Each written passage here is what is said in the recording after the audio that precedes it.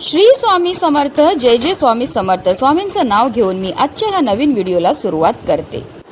येत्या 14 जुलै म्हणजेच मंगळवारी आली आहे ज्येष्ठ अमावास्या. या दिवशी ज्येष्ठ महिना संपून आषाढ महिन्याची सुरुवात होणार आहे. या अमावास्येचा प्रारंभ 13 जुलैला सायंकाळी 6:50 होणार असून समाप्ती 14 जुलैला दुपारी 3:13 होणार आहे. आणि उदय तिथीनुसार ही ज्येष्ठ अमावास्या जी आहे ती 14 जुलै म्हणजेच मंगळवारी साजरी केली जाणार आहे. मंगळवारी अमावास्या आल्यामुळे याला भौमवती अमावास्या किंवा भौम अमावास्या म्हणतात.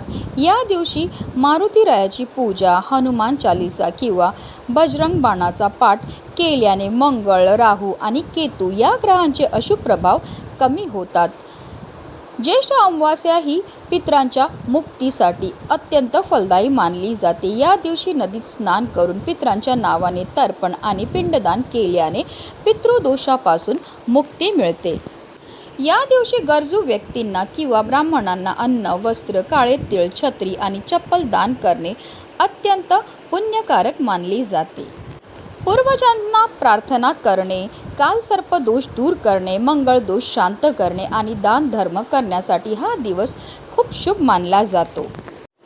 अमावास्येचे अधिपती देवता शनिदेव आहेत. या दिवशी हनुमानाची पूजा केल्याने शनीच्या 7.5 आणि ढय्या चक्राचा प्रभाव कमी होतो. शिवाय मंगळवार सोबत होणाऱ्या युतीमुळे राहू, केतू आणि मंगळ यांच्या अशुभ प्रभावापासून दिलासा मिळतो.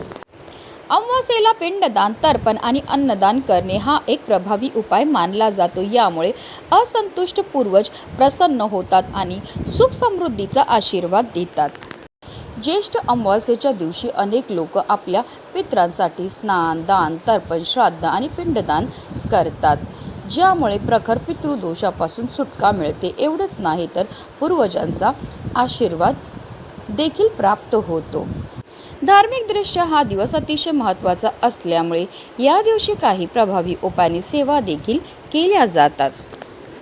आणि म्हणूनच ज्येष्ठ अमावास्येच्या दिवशी तुम्ही व्रत नाही केलं तरीही चालेल, पण आंघोळीच्या पाण्यामध्ये टाका फक्त ही एक वस्तू. ही वस्तू टाकल्यामुळे आपल्या जीवनामध्ये असणारा प्रखरातला प्रखर पितृदोष, ग्रहदोष, शत्रुपीडा तर नष्ट होणारच आहे, पण आपलं 7 पिढ्यांचं दारिद्र्य नष्ट होऊन आपले पितृ आपल्यावर प्रसन्न होणार आहेत आणि आपल्याला ते सुखी संसाराचा आशीर्वाद देणार आहेत. ते कोणती वस्तू टाकायची आहे, कोणत्या वेळेत टाकायची, त्याबद्दल सविस्तर आणि महत्त्वाची माहिती मी तुम्हाला या व्हिडिओमध्ये देणार आहे. तर व्हिडिओ पूर्ण पहा. आणि जर तुम्ही माझ्या चॅनलवर नवीन असतील तर चॅनलला सबस्क्राईब करा आणि शेजारी बेल आयकॉनसुद्धा प्रेस करा, जेणेकरून तुम्हाला माझ्या नवनवीन व्हिडिओचं नोटिफिकेशन हे मिळत राहील आणि तुम्ही एक पण व्हिडिओ मिस करणार नाही.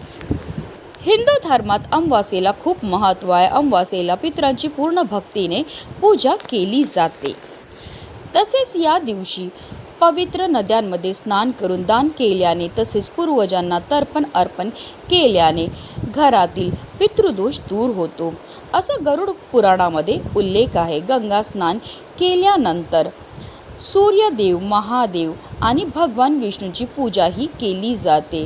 पण हल्लीच्या धावपळीच्या जीवनामध्ये प्रत्येकालाच तीर्थक्षेत्री जाऊन स्नान करणं शक्य नसतं. म्हणूनच आपल्याला घरच्या घरी आंघोळीच्या पाण्यामध्ये या काही वस्तू टाकायच्या आणि आपल्याला स्नानही करायची. ही स्नान केल्यामुळे आपल्याला तीर्थक्षेत्री स्नान केल्याचं पुण्य तर प्राप्त होणारच आहे, पण आपल्याकडनं झालेल्या कळत नकळत पापांपासून सुद्धा आपल्याला मुक्तता हे मिळणार आहे. आणि म्हणूनच आपल्याला ज्येष्ठ अमावास्येच्या दिवशी ब्रह्ममुहूर्तावर उठायचं आहे. अंथरुणामध्येच आपल्याला श्रीहरी विष्णू, माता लक्ष्मी तसेच महादेव, माता पार्वती यांचं स्मरण करायचं आहे आणि आपल्याला स्नानही करायची आहे.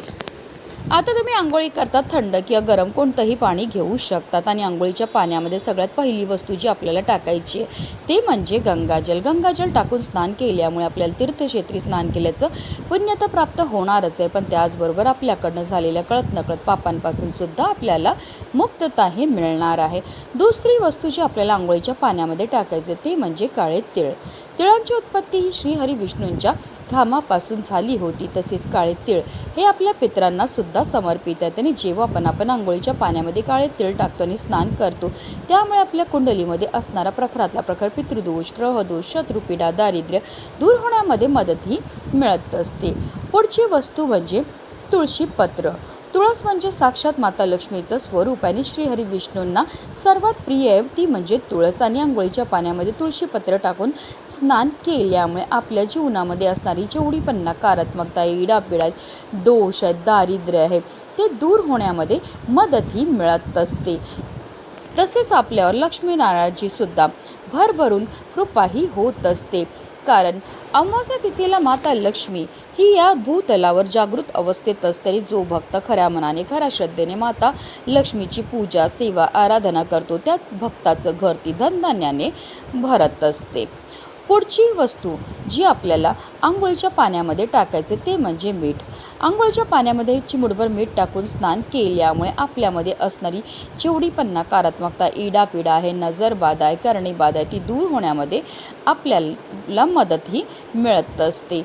त्याचबरोबर माता लक्ष्मी ही आपल्यावर प्रसन्न होते. कारण माता लक्ष्मीचे दोन भाऊ, एक दाता एक विधाता. दाता म्हणजे मीठ आणि विधाता म्हणजे तुरटी. या सर्व वस्तू ज्या आहेत त्या आपल्याला आंघोळीच्या पाण्यामध्ये टाकायच्या आहेत आणि आपल्याला स्नान करायचे. पण बऱ्याचदा लोक चुकीच्या पद्धतीने स्नान करतात, त्यामुळे सुद्धा त्यांना केलेल्या उपायाचं कोणतंही शुभफळ प्राप्त होत नाही. म्हणून आपल्याला काय करायचं, सर्वप्रथम एक मग पाणी आपल्या उजव्या खांद्यावर टाकायचं, एक मग पाणी आपल्या डाव्या खांद्यावर टाकायचं आहे आणि त्यानंतर आपल्याला स्नानही करायचे. स्नान करताना आपल्याला या एका प्रभावी मंत्राचा जप हा करायचा आहे. गंगेच यमुनेच गोदावरी सरस्वती नर्मदे सिंधू कावेरी जलस्मिन्स निधी कुरु हा स्नान मंत्र आहे. या मंत्राचा अर्थ असा होतो, गंगा, यमुना, गोदावरी, सरस्वती, नर्मदा, सिंधू, कावेरी या सर्व पवित्र नद्यांचं जल या पाण्यामध्ये समाविष्ट झालेलं आणि या पवित्र पाण्याने मी स्नानही करत आहे.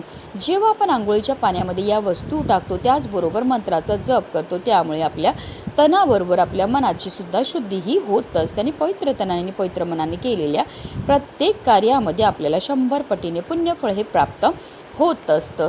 अतिशय प्रभावी असा हा उपाय केल्यामुळे आपल्या जीवनामध्ये असणारा प्रखरातला प्रखर पितृदोष, ग्रहदोष, शत्रुपीडा तर नष्ट होणारच आहे, पण आपलं 7 पिढ्यांचं दारिद्र्य नष्ट होऊन आपले पितृ आपल्याला प्रसन्न होणार आहेत आणि आपल्याला ते सुखी संसाराचा आशीर्वाद देणार आहेत. म्हणूनच व्हिडिओ जास्तीत जास्त लोकांपर्यंत शेअर करा, जेणेकरून प्रत्येकाच्या आयुष्याचं कल्याण हो, हीच मनामध्ये इच्छा. श्री स्वामी समर्थ. जय जय स्वामी समर्थ.